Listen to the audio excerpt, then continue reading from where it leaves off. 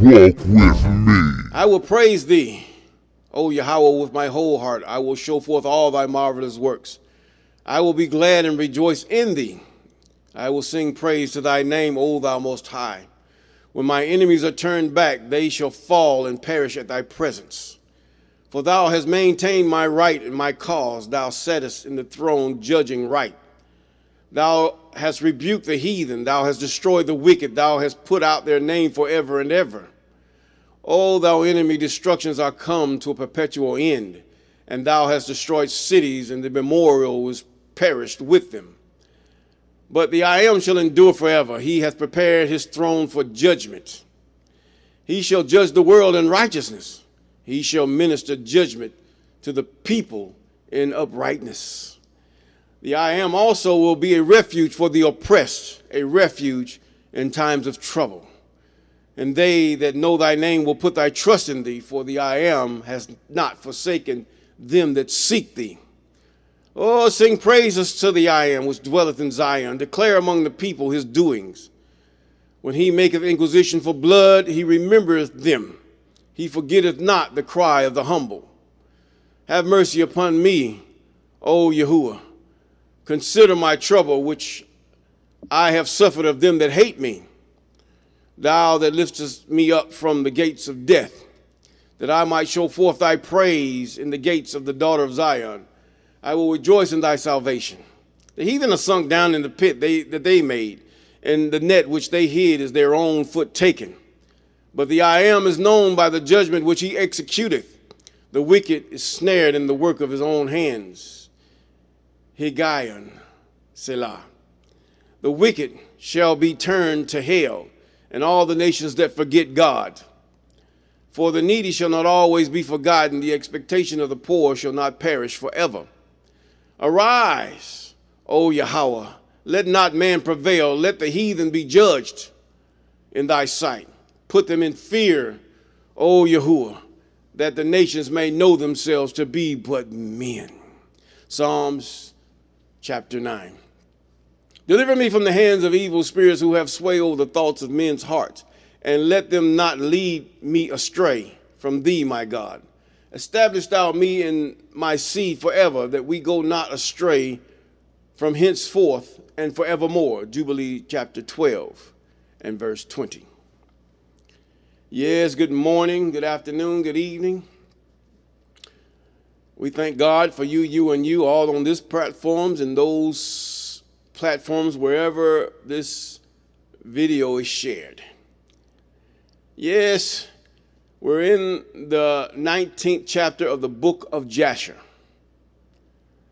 And it starts out with Palateth. Now, we're in verse 35, Jubilees chapter 19 and verse 35. As you prepare yourself, we thank God for those of you that have been with us from the beginning, and we thank God for those of you that just have come in there and in between, and we thank God for those of you that have just subscribed, and we thank God for those of you that are about to subscribe. We thank God, and we call those things that are not as though they are. Yes, walking with Mr. Clay. Yes, I am Mr. Clay.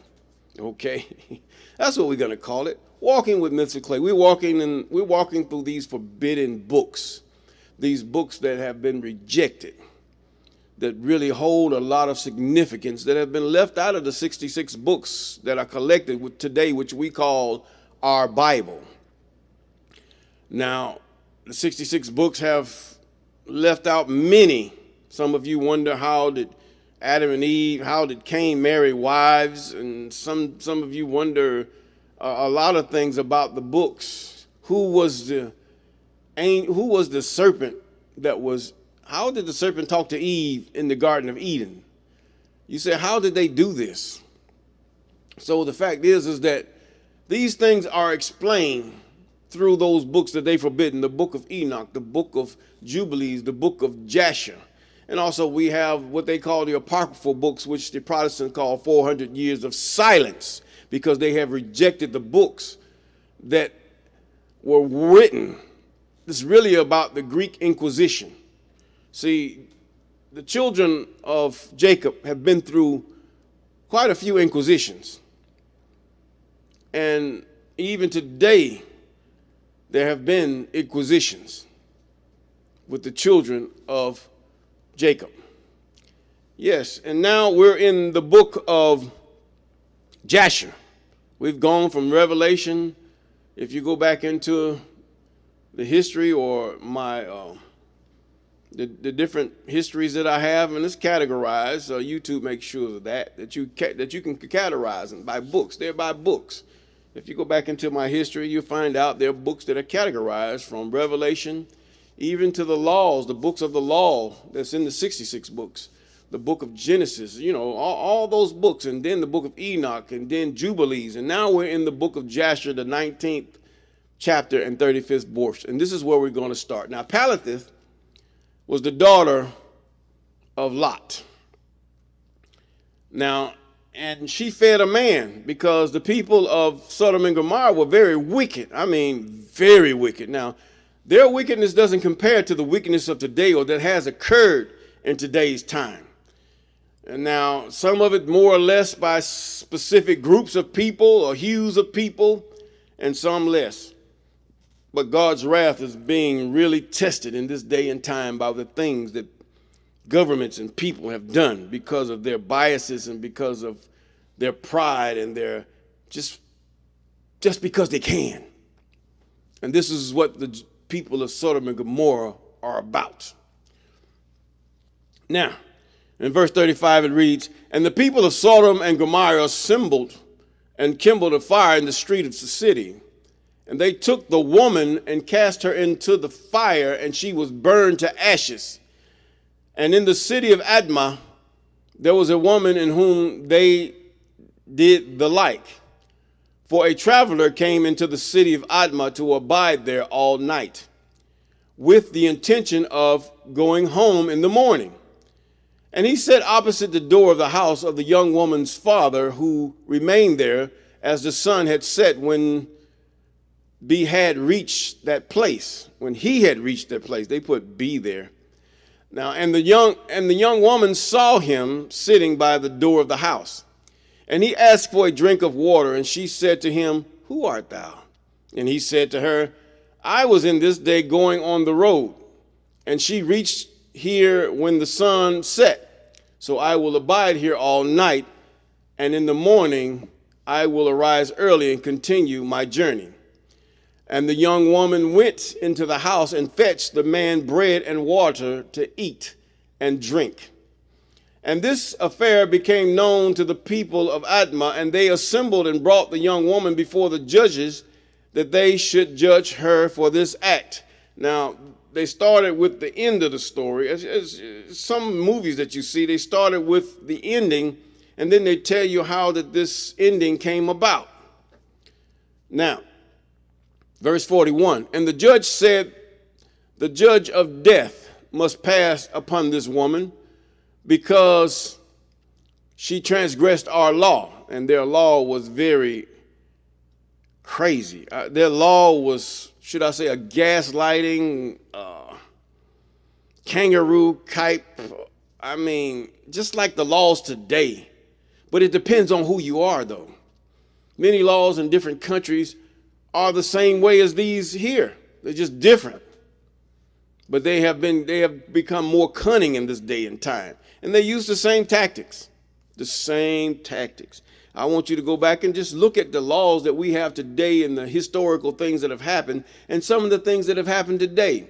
Even you can take the law that they have enacted even with Mr. Bill Cosby, and you can compare it to Sodom and Gomorrah. Come on here. Yes, it is. That's just one significant, and then you can take the OJ, and then you can take all the other laws that they have enacted and done against the people of the land. Not just those of different hues, but those of their own same hues. This is how hideous, and the spirit that's behind this has never left yet. He's not cast away yet. Now, verse 42. And the people of those cities assembled and brought out the young woman and anointed her with honey from the head to the foot. Now listen. As the judge had decreed, and they placed her before a swarm of bees, which were then in their hives, and the bees flew upon her and stung her, that her whole body was swelled. This is nothing new. And the young woman cried out on account of the bees, but no one took notice of her or pitied her. Her cries ascended to heaven. I mean, people being burnt, dismembered in front of crowds, whipped, beaten, all because of one voice that cried out, one voice that lied, false witnesses. This is how the laws of the Most High have came about, to try to help people to understand you will be judged. There's no escape from these things. No escape from murder. These are murders. These are national murders. No one took notice of her or pitied her, and her cries ascended to heaven, all because they mistaken her, didn't inquire of what she had done. And the I Am was provoked at this. He hated it. And at all the works of the city of Sodom, even the cities in the world today that do these things. When you look on a picture in Dubai where these people have paid this one African woman to just kneel down and bow her head, and they defecate and urinate on her. God hates it. And she does it for money. And they do it for hate, detest. And the I Am was provoked at this, and at all the works of cities of the Sodom, and they had abundance of food and had tranquility amongst them. Didn't it sound the same way? You live, you benefited from your ancestors. You benefited from your hideous works and your crimes and all these things that you have experienced every pleasure. Now you have to experience the pleasure of hating someone.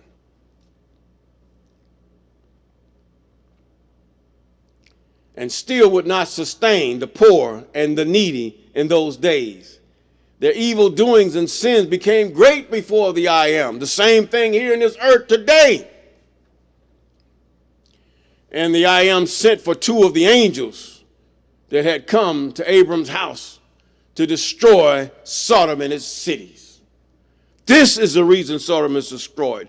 This is the reason the earth shall be cleansed of its evil, and the blood that crieth from the dirt.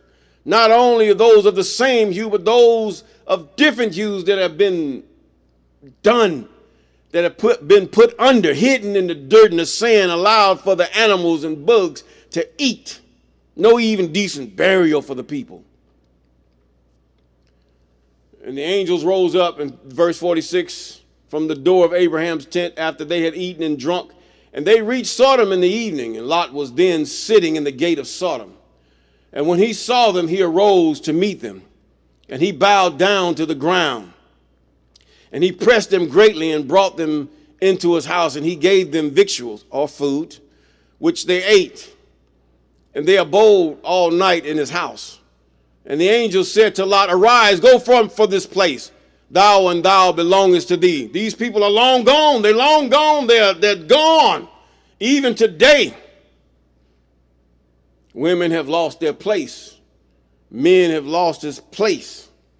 You have 4B, 2B, sizzle, zizzle, drizzle, drizzle, and all these other movements that have gone on. Children are confused and oppress their parents, and women lead the household. This is what the Bible was talking about. That's the sign of a cursed people. He says now, you say, well, it's in the Bible. It's in the Bible. I can't give you the scriptures now, but I will give it to you later. And the angels said to Lot, Arise and go forth from this place, thou and all belonging to thee, lest thou be consumed in the iniquity of this city, for the I Am will destroy this place. And the angels laid hold upon the hand of Lot, and upon the hand of his wife, and upon the hand of his children, all belonging to him, and all belonging to him. And they brought him forth and set him without the cities. In other words, come on here, get out of here. This place is about to go down. The same thing with the earth. Excuse me. God is going to lay hold of those of the remnant of Jacob and those who have done righteously before him in obeying his commandments, statutes, judgments, and laws. And it's time to go. It's time to go. This is the same thing that's going to happen in the end. That's why don't be so much dismayed at the things that you see coming, the signs of the times and all. That's nothing. But if you have kept these things before the Most High, regardless of who you are, God will redeem you. He will save you. No matter. I don't care whether you believe in Muhammad or Jesus or whoever, whatever prophet there was. That doesn't matter. But that you keep his laws, statutes, commandments, and ordinances. That matters. I don't care how many times a day you pray and prostrate or on the corner standing there. No. It's about his laws, commandments, statutes, and ordinances and laws. Yes, that's what it's about. And they said to Lot, escape for thy life. And he fled and all belonging to him. And the I am rained upon Sodom and Gomorrah, all these cities, brimstone and fire from the I am out of heaven. Out of the sky. Yes, out of the sky like rain. That's what they mean by heaven. And there's proofs of this. You say, well, where's the proof? Go around. It's in the land of Canaan, which is the land of what we call Israel, or in the Sinai Peninsula. It's right there. Every proof, everything that you need to know is right there. No, Jerusalem is not in Africa, it's not in America, it's not in Kenya, it's not nowhere around there. They're in that area, because if you look at the geographical thing of it, you got all the countries that are there, from Russia all the way down, even Italy. And this is all mentioned in the books of beginnings. Yes. Now, verse 52, and he overthrew these cities, all the plain and all the inhabitants of the city, that which grew upon the ground. Adu, the wife of Lot. Her name was Adu. Make that note. The wife of Lot was named Adu. Now pay attention. The wife of Lot looked back to see the destruction of the cities. Now see, they did not go into detail in the 66 books as to how or these things came about. And we know we are people that love details. Now the book of Jasher gave you details, but the Protestants decided, oh, we don't want these details. We're going to tell them what we want to tell them. We want to preach what we want to preach. We want to say what we want to say. And not only with them, also the Orthodox Christian organizations too. But no, this is what the word says, or should I say the historical holy word says. Now, destruction of the cities for her compassion. She had, even as in the New Testament, where it says even God will destroy those who take pleasure in them. She looked back because she took pleasure in Sodom and Gomorrah. She took pleasure in some of the things that they've done. For her compassion was moved on account of her daughters who remained in Sodom. For they did not go with her. Now, there was daughters she had, but those daughters were destroyed. And when she looked back, she became a pillar of salt. And it is yet in that place unto this day. In other words, she loved them more than she loved God or the word of the Most High. In other words, God wants you to love your family, but not above his commandments, statutes, judgments, and ordinances and laws. He wants you to love them, yes, within that context, not apart from it or above it or below it, within it. And that way you put God first in everything. Now, for they did not go with her because they loved who? Sodom and Gomorrah. And when she looked back and she became a pillar of salt, and it is yet in that place unto this day. That was the day that Moses was in the mount and the angel of presence was talking to Moses. And the oxen which stood in that place daily licked up the salt to the extremities of their feet, and in the morning it would spring forth afresh, and they again licked it up into this day. Yes. And Lot and his two daughters, there were two daughters that she had, I think she had 4 daughters. I have to go back and check again. That remained with him and escaped to the cave. Now, Lot said, hey, I'm getting out of here. God is God. I'm not looking back. Just like looking at some Christians preach, or looking back on your sin and all that. No, she looked back on her daughters who had looked back, that wanted to stay in the mess that they were in.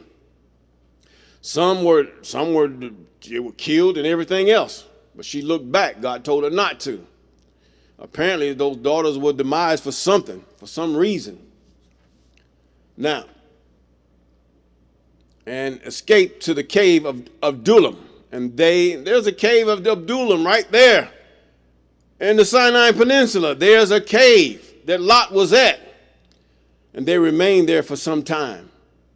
And Abraham rose up early in the morning to see what had been done to these cities of Sodom. Now, he looked after the fact. I looked and saw even the Psalms, chapter 37. I looked for the wicked, he said. Lo, he was not. Now, and Abraham rose up early in the morning to see what had been done to the cities of Sodom. And he looked and beheld the smoke of the cities going up like the smoke of a furnace. I mean, this is horrible.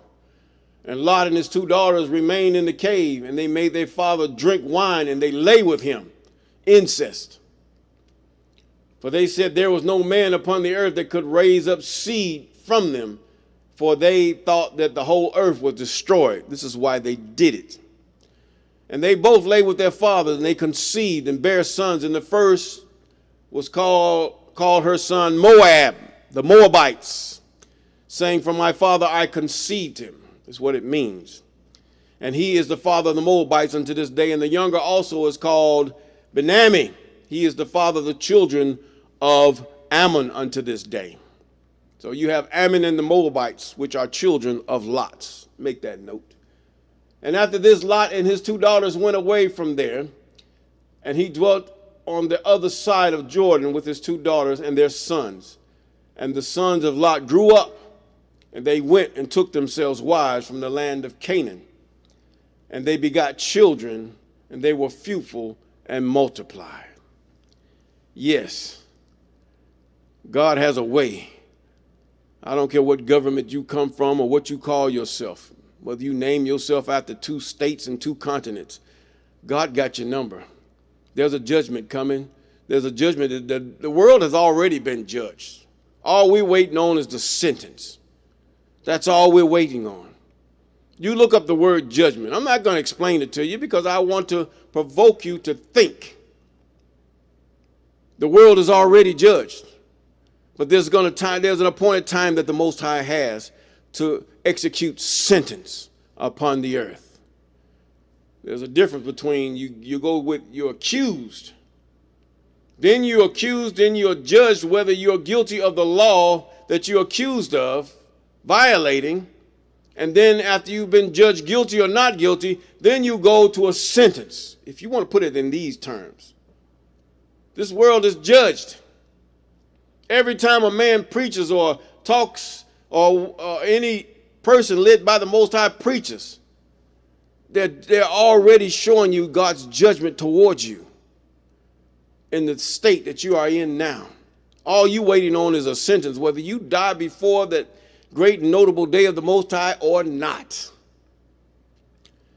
We're waiting on the sentence from before the Most High. And with that, I'm going to say peace.